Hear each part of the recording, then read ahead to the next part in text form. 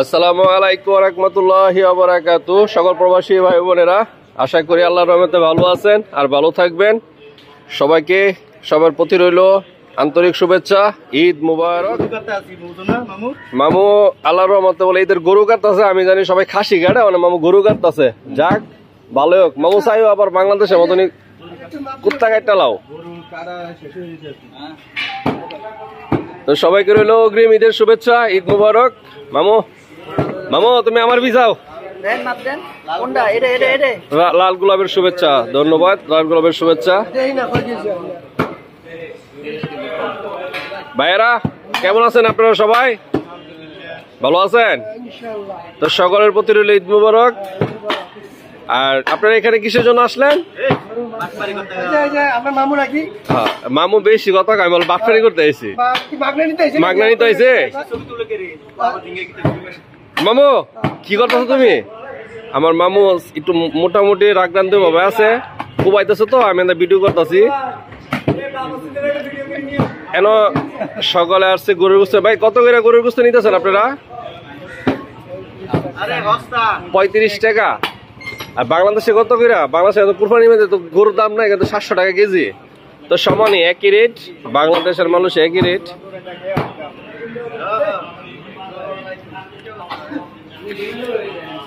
তো ঈদের আনন্দটা মনে হয় সবার মাঝে আসে পড়ছে, নাস্তা খাইতেছে, আমাদের গরুর গোস্ত শুনতেছে। গ্যারান ভালোই মোটামুটি। হ্যাঁ প্রবাসীদের ঈদ নাই তো ভাই।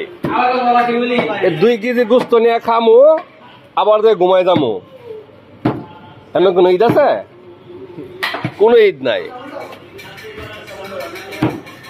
আচ্ছা রাজিব তুমি তো বলছো, তুমি কো তোমার ঈদ আছে? এটা যদি ঈদ হয় তো কেমন বোঝা ঈদ?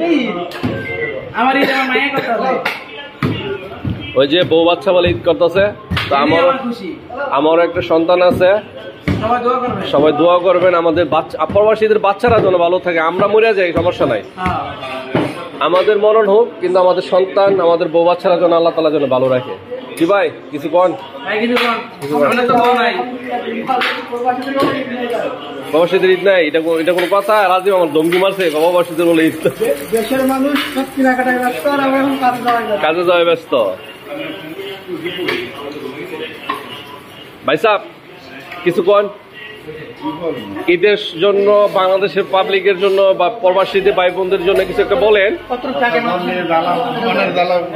না। মনের জ্বালা সমস্যা নাই, যে জ্বালাই হোক আপনি বলতে পারেন, সমস্যা নাই। সকলে দেখো, কিছু শিখো, বুঝো। প্রবাসীরা ঈদ নাই ভাই, কালকে আমার কাজ আছে। রাইট, তারপর কাজ পরিবারের সুখের জন্য কাজ করা, নিজের সুখ বিসর্জন দিয়ে আর কি। আলহামদুলিল্লাহ, তারপর তারা ভালো থাও, এই যে কেমন আর কি ভাই। আমি আবারও বলি সকল প্রবাসী ভাই বোনদেরকে, আমরা কাজ করি সমস্যা নাই ভাই, কাজের ফাঁকে ফাঁকে যে অর্থটা জমাইতে পারি এটাই কিন্তু আমাদের সম্বল। ভবিষ্যৎ লাঠি নিব না হাতে একটা, এই লাঠির সময় 20-5 টাকা কাজে লাগবো। তো বিদেশ করতেছি সবাই, যে ঈদ রোজা তারপরে বিভিন্ন আনন্দ উৎসব গুলো ত্যাগ করে আমরা কাজ কাম করি। সকলে সবাই টাকা পয়সা দিক দিয়ে একটু সঞ্চয় করবেন, বা সবাইকে টাকা পয়সা দিয়ে হেল্প করবেন না, ঠিক না ভাই? সবাইকে টাকা পয়সা দিয়ে হেল্প। একটা কথা বলো, কারেক্ট কথা, সবাই কারেক্ট কথা বলে, কিন্তু এই বিদেশে প্রবাসী 17 বছর সার্ভিস জীবনে আমি 1 পয়সার মালিক রাখতে তো 17 বছর সার্ভিসে আমি শুধু নিজের ফ্যামিলিগত ভাবে চিন্তা করি, নিজের ফ্যামিলির কথা চিন্তা করি, আমি একদম নিঃস্ব হব। আমার মনে হয় আর কি, আমার মনে হয় আমার গায়ে শক্তি গেছে, সবকিছু গেছে, এখন শরীরও দুর্বল হয়ে গেছে। ভবিষ্যতে আমি মনে হয় যে আমার ফ্যামিলি দ্বারা খাইতে। তো আচ্ছা ভাইয়ের কথাগুলো বলছে, মনে হয় যে আমি যেভাবে বিদেশ করতে আছি, যেভাবে পরিশ্রম করতে আছি, আমার মনে হয় বেশি হায়াত আল্লাহ আমার জীবন।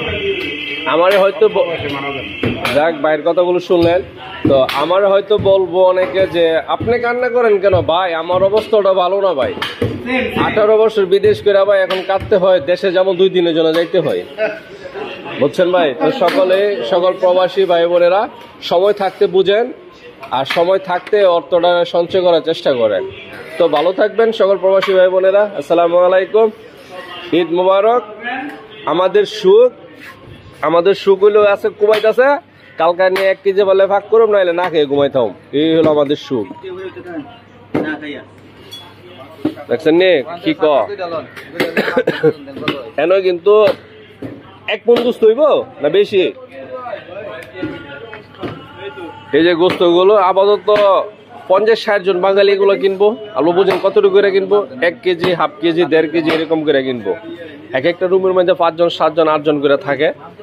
তা আমরা খাবার বেলা খাইতে পারি না, আর কষ্টের বেলাও আমরা কাউকে পাশে পাই না।